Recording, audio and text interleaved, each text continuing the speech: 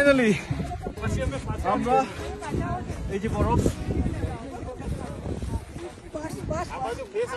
বরফের জায়গায় চলে এসেছি, টপ অফ ইউরোপ।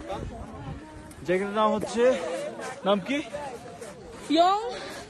ইয়ংফ্রয়ক, মানে যদি ইংলিশে লিখতে হয় তাহলে লিখতে হবে জাংফ্রয়ক, এরকম।